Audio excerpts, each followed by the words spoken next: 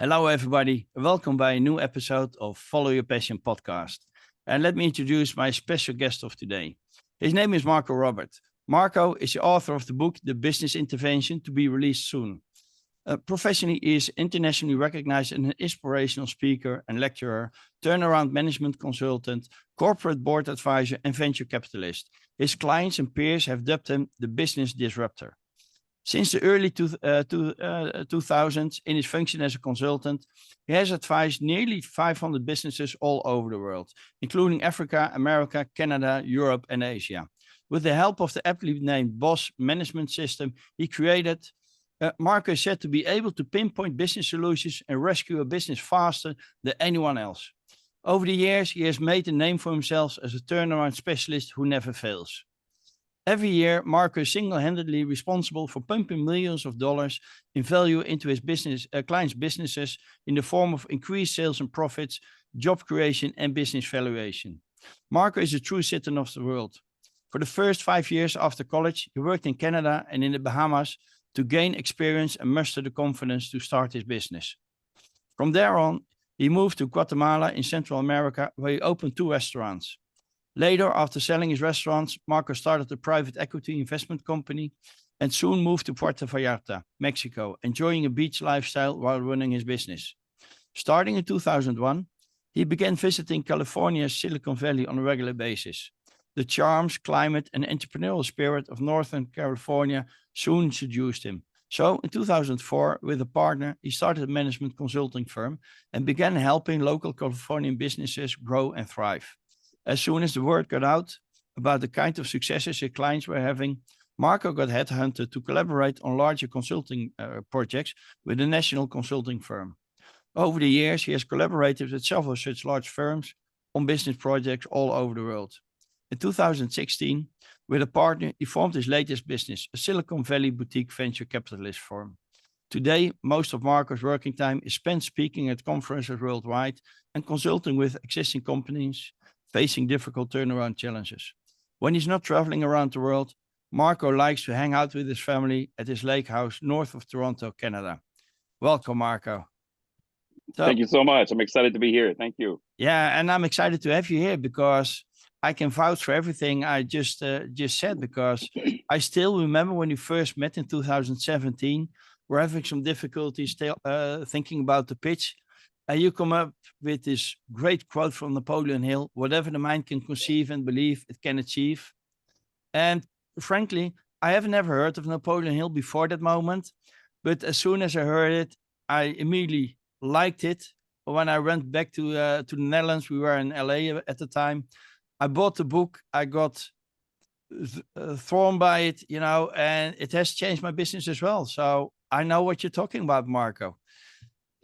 It's funny. I wish I had $5 for everybody who said, Marco, the first time I met you, you completely disrupted me and it changed my life completely. But I remember that moment. Really well because you were anxious. You had to go on stage. And then we spent about 5 minutes together. And I said, what do you do? What is it that you do? And you said, this is what I do. This is how I do it. This is how I do it. And I was trying to kind of figure out everything you did and be able to summarize it in one sentence. And then I'm like, yeah. Whatever the mind of man can conceive and believe, it can achieve. Exactly. I didn't come up with the phrase, but I remember I remember thinking this is the best way to explain to an audience what is it that you do. So I'm glad that it helped. Yeah, definitely. So Marco, when you got out of college, you said you were looking for some confidence to start your own business. Did you have like entrepreneurial parents as well, or was there no entrepreneurship in family? Yeah, my parents were nurses. Both of them were nurses. But when I was 9 years old, they actually opened a restaurant. And when I was 12, they opened a second restaurant. And funny enough, that year, the year when I was 12 years old, and they opened that second restaurant, they put me in charge of managing the front of the house staff in that second restaurant. Excuse me. It was just a tiny little restaurant. I only had maybe 6 or 7 waitresses working for me. But my job as a 12-year-old, okay, my job was to schedule the employees, so, figure out who's going to work when. I was also responsible for managing the front of the house inventory. So we had magazines, We had newspapers, we had chips, we had chocolate bars. That was just the front of the house inventory. My parents were still responsible for managing the kitchen. And I was also responsible for managing the cash and making the deposits at the end of the day, right? So running to the bank and making the deposits. I was 12 years old. You know, I was probably like 5'1", 5'2", or maybe I should say it in meters. Actually, I don't even know what it is in meters. But I was just a little boy, and it changed my life. That summer of 1982, that's when I made the decision that I was going to spend the rest of my life as a business person. I enjoyed the freedom. I enjoyed being able to kind of coordinate the work of other people, right? And I enjoyed the money. You know, for the first time in my life, I made a lot of money. And listen to me, I have a really good story about this. So in Canada and in the United States, back in those days, in the springtime, there was a company called Sears, and Sears would send you a catalog. That was before the internet, right? And then in the catalog, you had basically all the products that were available for the upcoming season. So in the spring, they would send you the summer catalog. And in the spring of 1982, they actually sent us a catalog, and there was a beautiful BMX bike in there. And I was looking at this thing, man. It was beautiful. It was red. It was black. It was shiny, and I really wanted to buy it, but it was, I think, what, $149, right? So I asked my parents, and I said, no, no, no, no, no. But then after about a month of working in their restaurant, I had accumulated enough money that I was able to buy this bicycle for myself. So imagine this, right? You're a 12-year-old, and then you buy the bicycle of your dream. This is basically like a 40-year-old buying a Lamborghini. Okay, that's how it was for me. And the fact that I was able to accomplish this monumental feat of success for me by myself was life-changing. Now, going back 40 years until this year, I found an old copy of this catalog, and I bought it on eBay. I have it. I have a copy of this catalog. Wow. This catalog, it changed my life, right? It changed my life. So they used to give away those catalogs for free. I ended up paying a few $100s for the catalog because I wish if I had known that I was going to talk about this, I would have shown you the catalog. I'm super proud of it because it changed my life. So yes, my parents were a little bit entrepreneurial. They owned a couple of restaurants, and that's really what launched me in my entrepreneurial career. Nice. So the first few years in your entrepreneurial journey, you also started a restaurant, right? In Guatemala? Yeah. How was it to start a restaurant in a totally different country than what you were used to? Yeah, well, I wish I could have started the restaurant in Canada where I was from, but Canada being in America, it's much more expensive to start a business in Canada than it is in other places. So I had decided I was going to start a restaurant. I went to the bank. I worked on a business plan. I presented it to a banker, and the banker literally laughed at me. Okay, he said something like, "Kid, you're never going to get any money for this business plan." And I remember walking out, and I was so angry. First of all, that he had laughed at me because I had worked on this business plan for a long time. Yeah. And but number two, I thought to myself, okay, what am I going to do? So my girlfriend and I at the time, we had about $30,000 together, and we said, okay, what are we going to do? What can we do with $30,000? And she's the one who proposed that we went to Central America because she had some friends in Central America. Her family had connections in Central America because her uncle had worked in Central America. So anyway, she knew about Central America. I did not know anything about Central America. You have to think, this is 1997. I did not even have internet at home in 1997, right? So I did not know anything about Central America. But we prepared for 4 months. We packed up everything, put everything else in storage, and then we flew down to Central America. And within a few months, we had made some connections in Guatemala, and we ended up starting our first restaurant by teaming up with a guy who owned a nightclub. He was operating one of the biggest nightclubs in a city called Antigua, Guatemala. But he was not making enough money. So I said, hey, why don't we split the rent? I'll pay half of your rent, and then you open your nightclub at 7 o'clock at night anyway. So I'll operate a restaurant in the nightclub during the day hours, right? So from 9 a.m. in the morning until 5 or 6 p.m. at night. I'm going to operate a restaurant in the nightclub. He said, that's a good idea. So I built a little kitchen, furnished the kitchen with all the equipment, and then there we go. We were in business, right? So that was my first restaurant. And then I don't know, maybe 6 or 7 months later, I ended up opening another restaurant in the same city, Antigua, Guatemala. We operated these restaurants for a couple of years, and then sold them, and then came back to North America after that. Nice. Yep. Nice. Yep. Wow. But it was actually a very smart move to start cooperating with a local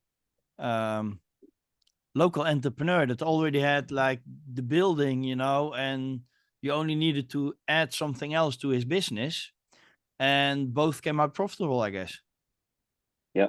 It's funny you bring that up, because I'm a huge proponent of partnerships. And I always talk about this. People always come to me and they say, well, Marco, if you get into a partnership, somebody's going to screw you, right? My uncle got screwed in a partner, or my dad was in a partnership and he got screwed. And it's true. A lot of people get screwed in partnerships. But if you look at the most successful business people in the world, they're all in partnerships all the time. So the analogy that I like to use is this. It's like marriage, right? A lot of people cannot make marriages successful, but the most successful people in the world have very successful marriages. You understand? So I think it comes down to communication. If you want your partnerships to work, you need to be honest with yourself, and you need to be honest with your partners. You need to be willing to communicate. You need to be willing to be transparent. You need to be willing to say exactly what you want to accomplish, and then find the right partner for the business. Just like in life, you have to find the right partner for your life. So that's the way that I see it. And I think partnerships are very, very important. In fact, I think if more entrepreneurs understood the power of partnerships, very few businesses would ever fail. The problem is that most entrepreneurs are so ego driven. You have to think about that. Most people start businesses, maybe not most, but a lot of people start businesses because they're rebelling against something. So instead of starting a business to serve a community or to do this, maybe not most, but a lot of people, they are actually rebelling. They're like, I don't want to work for the man anymore. I don't want to have a boss anymore, right? I want my own independence and freedom. So there's almost this rebellion attitude. That's why they start their businesses. So the last thing that these people want is to be in partner with somebody else who's going to be dictating kind of the outcomes of the business. Yeah, and that's a big they mistake. feel they're not in control anymore. They feel they're not in control anymore. But that's a big mistake. Everybody should be in a partnership. I'm in many partnerships, not just one. I am in many, many different partnerships. Yeah, and I like what you said, because I also tell my clients that if you want to grow your business, you need at least to know what your mission is, your vision, and your core values. And if you want to hire employees or start a partnership or a corporation, at least the people you want to work with should at least align with your core values and your mission and your vision. Because if they're aligned, then the corporation will be for the long term. If they're against each other, it's not going to work. I agree. It's like a marriage, right? It's like a marriage. Yeah. And then two heads together can accomplish way more than one single person, right? I'm a huge fan of partnerships. One of my favorite partnerships is with a group of people in Australia and the Philippines. So there's 4 of us. We call ourselves the boardroom. And basically what we are is we're 4 business advisors who have reached the summit in our own individual disciplines. And one is in accounting, one is in sales, one is in marketing, and I'm in financing and restructuring. And the 4 of us have joined together. We call ourselves the boardroom. We advise companies. Basically, we are kind of a de facto board of advisor on demand, right? Yeah. So that's what we do, and it's a lot of fun. We have a lot of fun doing this. And my partners are in, like I said, there are 2 of them are in Australia, and one of them is in the Philippines, and I'm here in the United States. So it's a fun partnership. And it's a very powerful combination indeed, because you complement each other, right? Yes, exactly. Nice. if you would look back in your entrepreneurial journey, would you have ever thought of being at the position you are right now? Yes. Yeah. Yes. I think that's what started me. The vision, the imagination of success. This is what got me started. You know, when you're 12 years old and you have a bunch of 16, 18 cute little girls working for you,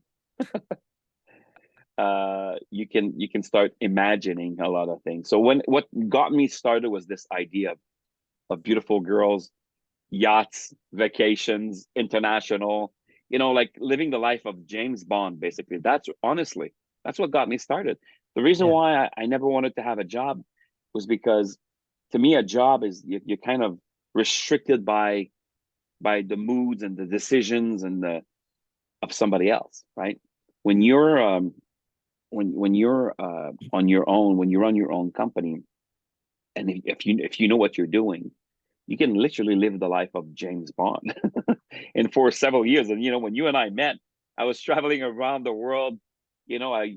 One week I'm in Singapore, the following week I'm in Australia, then I have to fly to New Zealand, and I fly to Hong Kong. I mean, I was all over the world, constantly. So people who followed me back then, they really thought I was some sort of a James Bond. So yeah, Yeah. Nice. yeah, I was living the dream. I was living the dream. But that's actually, for me, that's the proof of this quote from Napoleon Hill as well. Whatever your mind can conceive and believe, you can achieve. And what you just said, when you were a 12-year-old and you already saw the potential that entrepreneurship could offer you, and now you're living it, right? Yeah. Yeah, I think it was Walt Disney who said, first you have to believe it, then you will see it. Most normal, average, and ordinary people, they say, well, if I see it, I'll believe it. Well, you're never going to see it. You have to believe it first. Yeah. And that word, I remember maybe, I don't know, 10, 15 years ago, I was on a phone call with a friend of mine. And then I quoted Napoleon Hill, whatever the mind of man can conceive and believe, it can achieve. And I thought to myself, wow. I started to think about the word believe. And I realized in that moment how important that word is. Your ability to believe in yourself, to believe in your actions, to believe in your journey, to believe that you can accomplish the results that you want to accomplish in life, to believe that you deserve the destiny that is owed to you, to believe.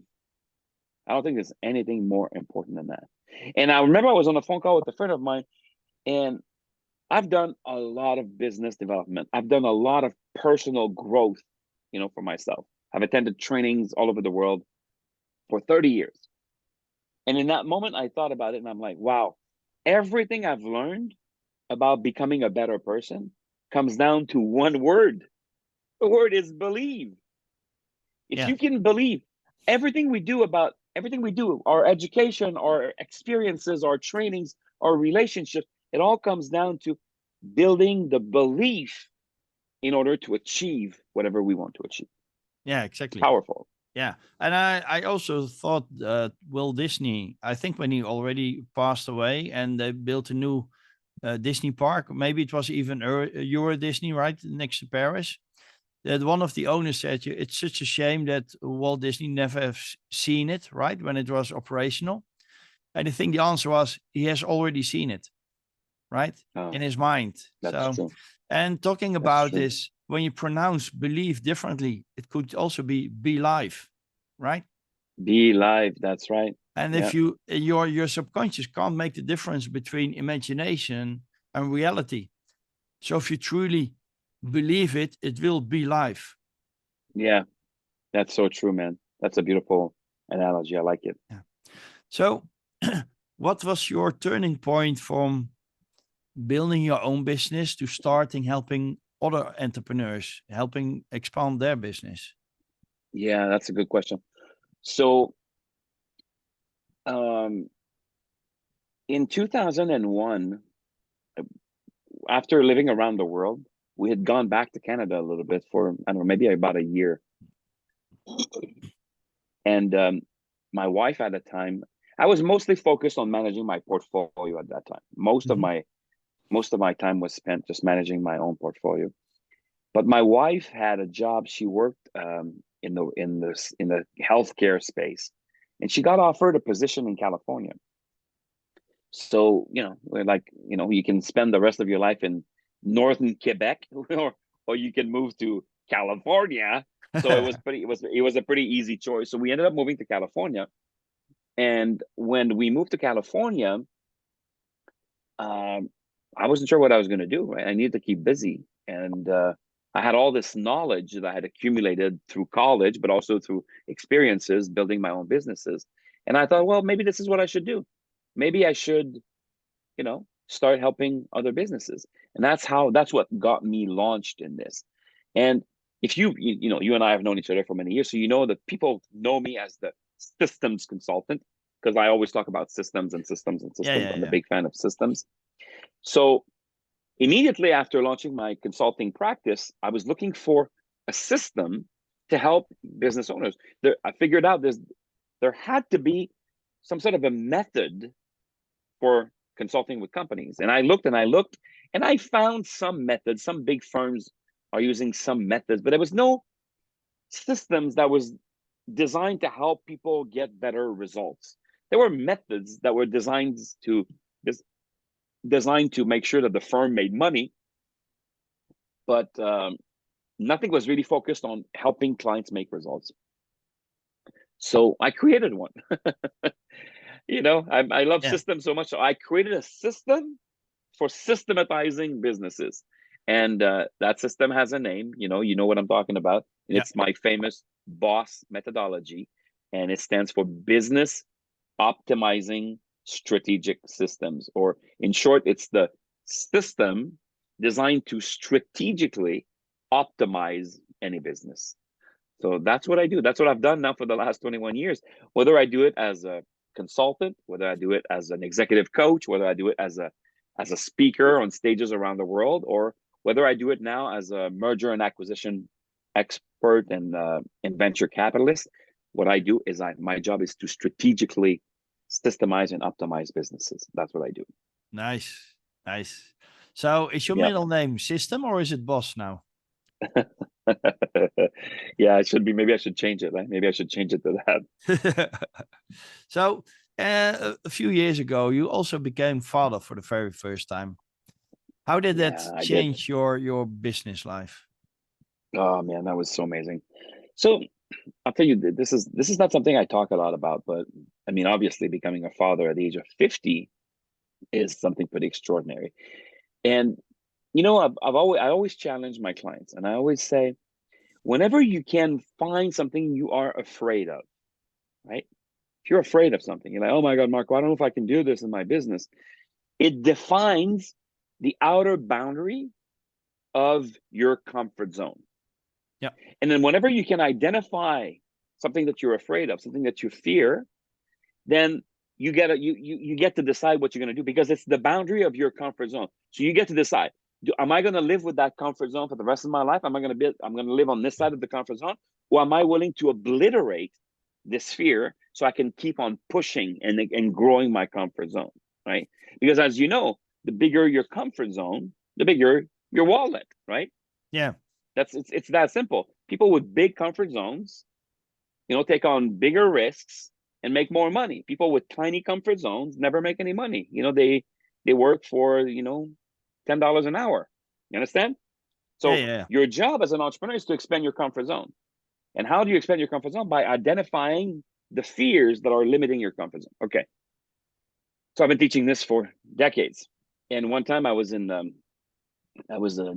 Atlanta, Georgia. I was teaching at a retreat. And at the end of the retreat, I'm with one of my clients. He's known me for many, many years. And we're just chit-chatting, and then the retreat is over. And the next morning, everybody's flying back home. But we're at the hotel. We're just sitting outside, and him and I were just chit-chatting. And in the conversation, he looked at me and he said, so what about you, Marco? What are you afraid of? I'm like, what am I afraid of? I said, I don't know. Let me think about that. And I said, you know what? Let me be honest with you. Having a kid. He said, what? I said, yeah, I think, I'm such a free bird. My entire life, I've been a free bird. So my life partners have always been women who actually understood that I was somebody who needed to travel. I could fly to Las Vegas for a meeting, and then I fly back to my lake house in Canada so I can, write my book. Or so all my entire life, I've had two major life partners, and both of them have understood that I needed a lot of space. I'm a very independent person. And having a child, to me, was going to restrict my freedom. So when he asked me that question, I said, yeah, I think having a child is probably what freaks me out the most. And then he looked at me with a smirk on his face and said, so what are you going to do about it? Right? Are you going to keep that fear, or are you going to obliterate the fear? And I'm like, wow. It's like he exposed it to me, right? And I thought about it for a few weeks, and then I called my fiance and I said, baby, I think we need to have a baby. I said, let's make a baby. And she's much younger than me. And she said, okay, let's do it. Let's do it. And within 6 months, she was pregnant. And we have a beautiful little boy. He's 2.5 years old. He is everything to me, like literally. He's redefined who I am as a person. And he was born in the middle of COVID. He was born right in the middle of COVID. I think you're muted. Are you muted? Yeah. Oh, sorry. Yeah. Yeah. Yeah. But anyway, so it's the most amazing life experience. In hindsight, I should have done it before. But the truth is this: we all have limitations, and I did not know that this was one of my limitations until my client kind of asked me, and that's when I kind of realized, I was just moving forward. I had just kind of made up my mind that I was never going to have kids. I was just building businesses. I'm a business guy. I'm not a. Yeah. I didn't see myself as a parent. I saw myself as a business guy. My kids were the thousands and tens of thousands of business owners that I've worked with around the world. Those are my kids, right? But yeah, anyway, so. So how did that change your look on your own business and entrepreneurship? Oh wow, that's a great question. If you and I had spoken 5 years ago, and if you had said, hey Marco, when are you going to stop? My answer back then was always the same: never. I'm never going to stop. I like what I do too much. Why would I stop?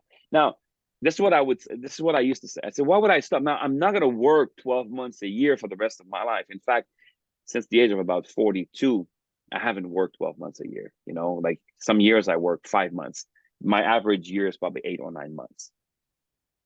But if my plan was just to keep on working forever, maybe not as hard, but, do deals, partake in conferences and advise companies a little bit, maybe 2 or 3 months a year. But after having my child, now there's an end date. I don't know exactly what the end date is going to be, but there is an end date. Like I'm not, even though I still love what I do with a passion, my passion is divided right now between what I do and my son. Yeah. So yeah, there's going to be an end date. I don't know when. At some point, I'm going to say, I'm ready. Like in 2021, I didn't work. I just basically spent the whole year with him. But this year, I kind of rolled up my sleeve and I ended up doing 4 business deals. So 4 very important business deals this year. So I don't know, I don't know exactly, but there is an end date. Yeah. Are you already thinking about when your boy becomes 12, what you're going to push him through? Yeah, man, honestly, I would love for him to become the CEO of my businesses when he gets older, but I'm not going to try to force him to do that. Who knows, right? I think both me and his mom, I think we're both, we I think our job is not to force him to become anything, but to help him discover what he needs to become. So, hey, I have things that I prefer in life, and I have things that I don't prefer. So obviously, I hope that he adheres to the things that I prefer. But at the same time, I need to keep an open mind. And I think our job is to help him become who he is supposed to become. But if that's the guy who's going to be running, the Marco Robert Enterprises, that would be very nice. I would love that. Yeah, I think you couldn't have put it any better, Marco. So if you think back in all those years of experience, is there one client or one business that you helped that really popped out that you thought, wow, I never expected this result with this company? Oh my God, that's a really good question. Wow. So many businesses, but I'm going to tell you something. This is what I'm thinking. When I was young, I used to play a lot of pool, like billiard, right? Mm-hmm. And I was a very good pool player. In fact, I was nationally ranked in Quebec, where I grew up, by the time I was like 14, 15 years old. So I was a very good pool player. And one of the reasons is because I had this mentality, it's never over until the black ball is sink, right? So because I've seen so many people sometimes give up when their opponent has the cue ball lined up with the black ball in the pocket, and they're like, you know what? Oh, it's over. For me, it's not over until that black ball is actually in the hole. Yeah, yeah. And I don't know how many times I actually saved the game, because I'm super, even though the guy is like lined up, I'm still super confident that he might not make it. And sometimes he doesn't make it, right? So I've always had this attitude. And in my early 20s, I remember that's when I started to study with Tony Robbins. And Tony Robbins had a saying. And the saying is, trying to remember how he said it. Where there's a will, there's a way. Where there's a will, there's a way. So as long as you're willing to believe, again, we bring back that word, as long as you're willing to believe that there is a way, I think there's always a way, right? So I'm not one to give up. So if I look back at my clients that have succeeded the most, there were a few times where I'm like, oh my God, how am I ever going to be able to help this company, right? But when there is the will, there is a way. And I have a coach that I've been working with for 12 years now. And one time she taught me something, because I was telling her, I said, because for years I would go on these international trips and I'd be gone for 30 days, and I would meet 22 companies in 30 days. It's overwhelming, right? The amount of work that I had to do, traveling in maybe 7 countries and meeting 22 companies in 30 days. It's a lot of work. And the pressure for delivering, right? People want results immediately. And I was having a conversation with my life coach. And I told her, I said, sometimes, what if I cannot come up with a result? What if I cannot come up with a solution? She said, Marco, she said this to me. She said, remember that we are nothing more than channels for the infinite knowledge of the world. And I'm like, wow, yeah, I need to remember that. So anytime after that moment that I'm facing with a client and the clock is ticking and I have to find a solution because they're going to lose their business, or I have to find a solution because at the end of the day, I'm catching a flight and I have to go see another client in the next country. I'm constrained by external limitations and I have to find a solution. Well, you know what I do? First, I adhere to the belief that when there's a will, there's a way. It's not over until the black ball is in the hole. And then figuratively, I just open up my hands, I rest them on my lap, and I say, energy of the world, universal knowledge, give me the answers that I need right now. And you know what? Every single time, I've been able to find the solution that my client was looking for. And I'm telling you, some of these solutions, some of the solutions that I came up with are absolutely out of this world. I'm very proud to say that to this point, I have never failed at saving a business. So approximately about 60 companies have come to me because they were in a dire strait, about to lose everything. Some of them days away from losing everything.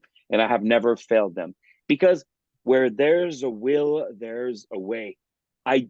There's simply not even a possibility for me to fail. And I strongly, strongly believe that in the end, we are nothing more than channels for the universal knowledge. And then the universal knowledge put me there because I'm here to help this person. And it always, always works. It's pretty cool, huh? That's a great vicious circle you're in. Yeah. You have a belief, you find the proof, strengthens your belief, and it keeps on building and building. And that's the beauty of it. Yeah. Nice. Absolutely. So you just shared with me that instead of helping other businesses, you decided to buy businesses, you know, to buy yourself into a business. What made you decide to change to that strategy? Well, I reached a point in my career where, there's just so much that you can charge a small business owner, right? Company makes 3, 4, 5, $10 million a year. How much are they willing to pay an advisor? There's a limit to how much they're willing to pay. So today, instead of saying, hey, you know what, I'm going to charge you $100,000 or $200,000 or $300,000 because I think I can make you $10 million. Instead, today I say, hey, you know what, let me buy a position in your company. I don't want you to pay me anything. In fact, I'll give you money. I'll take a small percentage of your company, and then we're going to work together, and then we're gonna grow the business by $10 million. So that way, instead of making $150,000 for that contract, I may have to put $50,000 or $100,000 in the deal, but then I'll make $500,000-$600,000 on the back end. So I always end up making way more because I'm a partner in the company. So it works for everybody, right? For them, it's a good way to bring an international expert to help them out. It's a good way because they have me as a full-time partner, and there's zero risk except for they're putting a little bit of equity at risk. That's it. For me, I basically take on all the risk, but it's no risk to me because I've done this for 20 years, so I know exactly what I'm doing. So it's kind of a win-win, and people seem to love it. So I've done 4 deals like that. I'm very peculiar. So if some of your viewers are watching this, like, oh my God, that sounds awesome. I want to do a deal with Marco. Well, I'm not willing to do deals with everybody. I'm very peculiar. So I'll tell you the characteristics. Okay. I like businesses where they've been owned by the same owners for at least 10 years. I like businesses that have at least 20 employees, 10 to 20 employees. Mm-hmm. I like businesses that have profit margins above 20% in profit margins, net profit margins. I need a business owner who's extremely open-minded, because I can guarantee you that we're going to do things in a different way, right? They've always done it in a certain way. I'm going to come in and I'm going to pivot. We're going to do things differently. It's always like that. And yeah, and I like business owners that are typically a little bit older.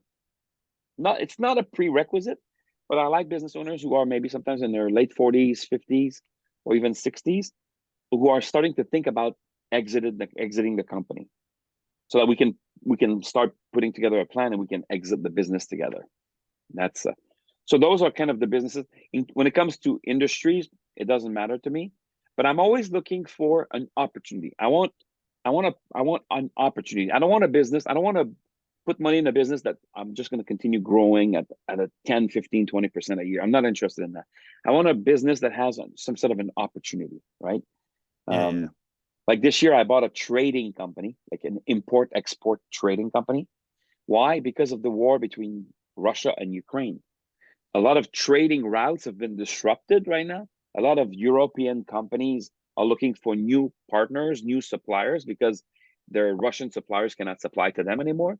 So I bought into a Swiss trading company, and then we've expanded the trading company dramatically because of opportunities, right? So that was an example. Yeah, nice.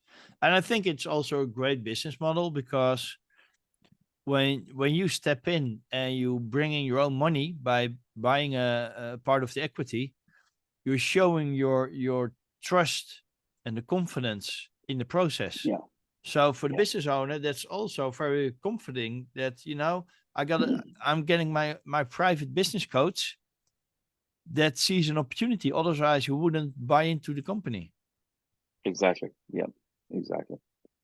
Nice. Yeah, that's exactly what they're saying. Yeah.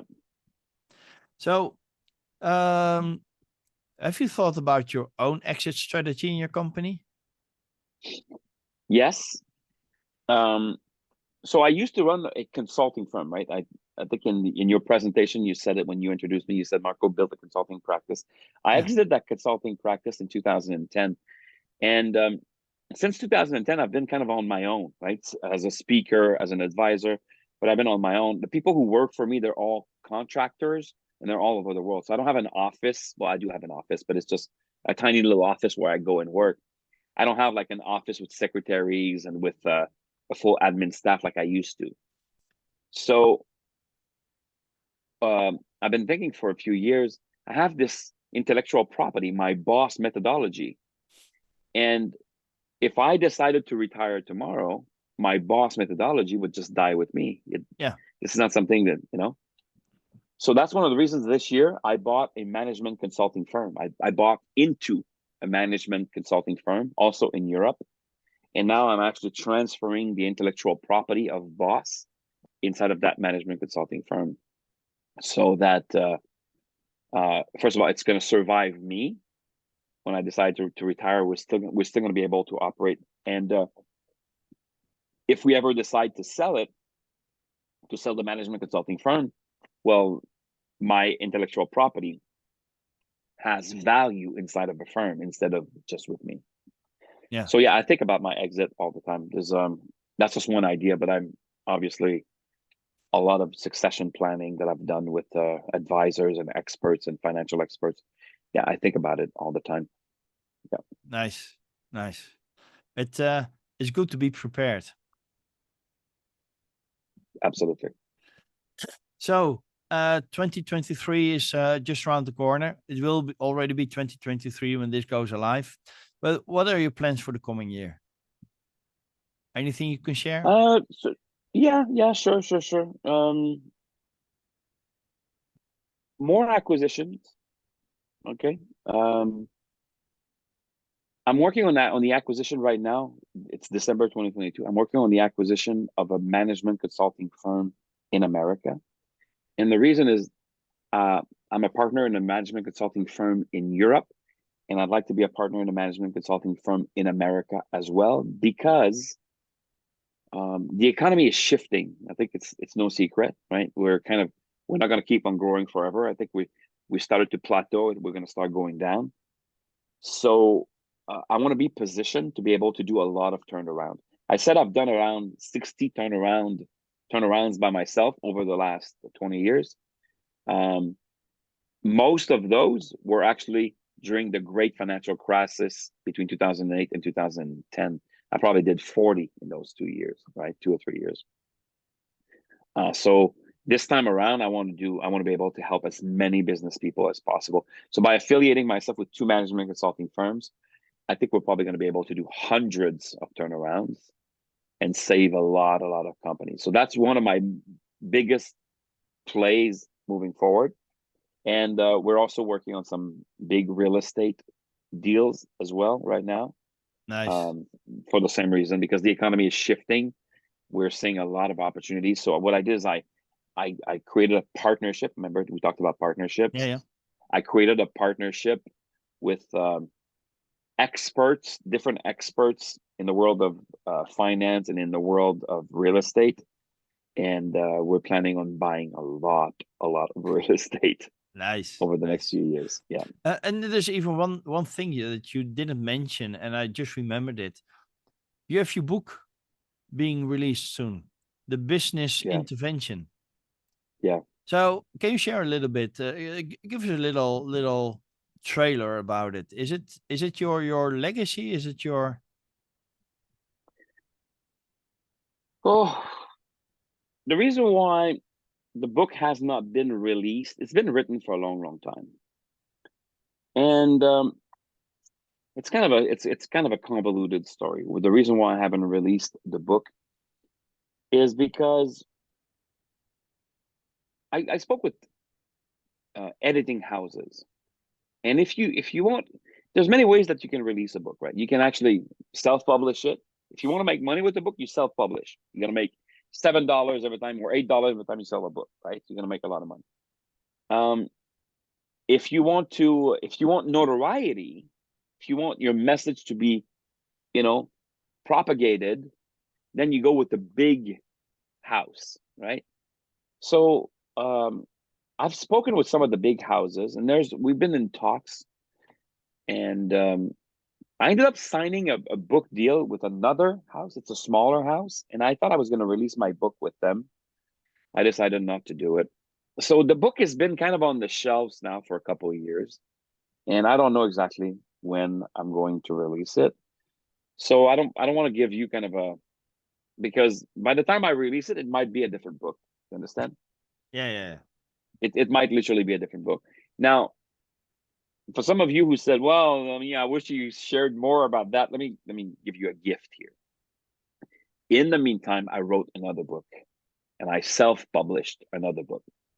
It's called "Say Hello to More Cash Flow," and that book is self-published, and I give it away for free. So everybody who's watching this can actually go to marcorobertbook.com. So my name, MARCOROBERT book.com. And then you can just put your email address there, and then I'll send you a book that I wrote. It's Say Hello to More Cash Flow is about it's about something that happened to me early in my career. I was with a client, and I had never seen this client before. And then I walk into his business, and he's like, "Hey, Marco, how you doing? And we're starting to work today, right?" And I said, "Hey, do you mind, before we start working, do you mind just kind of walking me around and showing me?" Excuse me, my phone was ringing. I said, "Do you mind walking me around and showing me a bit about your business?" He said, "No, no problem." So we started to walk around his shop, and by the time we made it through the shop, and then we went through the warehouse, and in the back of the warehouse, there was a client who was loading some stuff on a pickup truck. And my client said that he started to introduce me to this guy who was one of his clients. And he said, "Hey, I need to introduce you to my new business consultant, Marco Robert." He said, "You're not going to believe this. I met this guy 45 minutes ago. And in the last 45 minutes, he's already made me over $100,000. And I'm like, "What?" And I thought it was such a great kind of idea that I started to write a book about this. Like, that was years ago. That happened almost 20 years ago. But then a few years ago, I wrote a book about it. It's basically how is it that I'm able to help business owners make money super fast? So I share 8 different ways that I've used over the years to help business owners make money super fast, and that's what the book is. It's a do it yourself kind of book, and I give it away for free. I decided Nice. to just give it away for free. Yeah, Wow, what a great gift for my audience. Thank you for that, Marco. Um, you're very welcome. I'm sure we can talk for hours if you want to, but we have to limit our time a little bit, Marco. If there's one little tip or a little piece of wisdom you would like to share with the audience, what would it be? Oh my God, so many things, right? So many things. When I speak on stages, I always say, "Tell me what all the other people are going to be talking about, and then I'll figure out what I'm going to be talking about." Because there's so many things that I could be talking about, right? When you speak of business, business is such a complicated, not complicated, but it's such a subdivided thing. Here's one piece of advice I could tell people. Here's one piece of advice I could tell people. I think the reason why a lot of business owners struggle is simply because most business owners have not discovered their own inner voice, right? In order to become successful in business, the real secret is not about learning how to run a business. That's not the real secret. That comes much later. The real secret of the successful entrepreneur is this. One, you have to know who you really are. You need to understand your strengths. You need to understand your weaknesses. You need to know who you are. And you need to have the inner fortitude to play the game of life in a way that resonates with your own strength. Everybody is different. You were born different than me. I'm born different than you. We're all different. So what is it that your real strengths are? What is it that your God-given gifts in life? You need to understand what those are, and you need to be willing to play the game of business using that gift. Number one. Number two, you need to evolve into the kind of person who doesn't do business just to make money, but you do business because you want to bring value to the world. If you're only in business because you want to make money, you're not going to be successful, because people will sniff you. People will know that you're in for yourself. You need to be in for them. Now, I'm not trying to say, give everything away for free. No, you need to bring value and make a lot of money. I'm a strong believer in free enterprise and capitalism.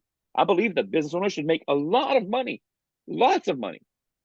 But the best way to make lots of money is to play the game of business with the end users in mind. See, every time I do something, it's always about creating value for the audience, for the clients, for the intended prospects, right? That's what I do. I create value. I come up with solutions. And what I found is that the most successful business people in the world have these two characteristics. One, they're very independent and they play the game of business based on their own strengths, number one. Number two, their lives are devoted to creating value for their customers. They're constantly trying to find solutions to problems that their clients are facing.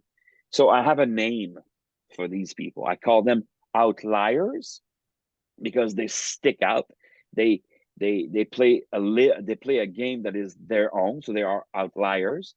And entrepreneurs, because they are devoted to creating value and creating solutions for their clients. So they're outlier entrepreneurs. So I think the biggest secret of business is that not enough people are willing to play the game of business like that. You need to become an outlier entrepreneur. And then everything else is easy after that. Building a business is easy. Building a business is simple. Maybe not easy. Nothing is easy, right? I mean, nothing is easy. But building a business is simple. It's actually very simple. That's some great piece of advice, Marco. Thank you for that. And I know my listeners and viewers will also like it very much. So you already shared your great free book, with a lot of wisdom in it, marcorobertbook.com. If people want to get in touch with you and want to know more about you, how can they do that? Any other places they can go to? I have a bunch of different websites. Obviously, marcorobert.com. You can look me up. I have a website where I showcase some of the pictures with celebrities that I've taken over the years because I traveled and I shared the stage with celebrities. It's meetmarcorobert.com. But the truth is this: if anybody wants to know more about me, all they have to do is Google Marco Robert or Marco Robert Consultant, and everything is going to show up. I mean, I've recorded I don't know, probably well over 100 podcasts like this. I've written a lot of articles. I have a video channel on YouTube. People can go to my video channel. It's basically youtube.com/Marco Robert. But if you just Google my name, everything shows up. Everything shows up. Yeah, thanks to Google. Thanks to Google. Absolutely. Perfect. Marco, I want to thank you very much also on behalf of my audience. I love spending time with you. You have a lot of wisdom and experience to share with the audience. I hope they're getting inspired as well and become those outlier entrepreneurs you're looking for. So thanks again, Marco. Enjoy all the time with your son and your partner, of course. Make the best out of it, and let's keep in touch.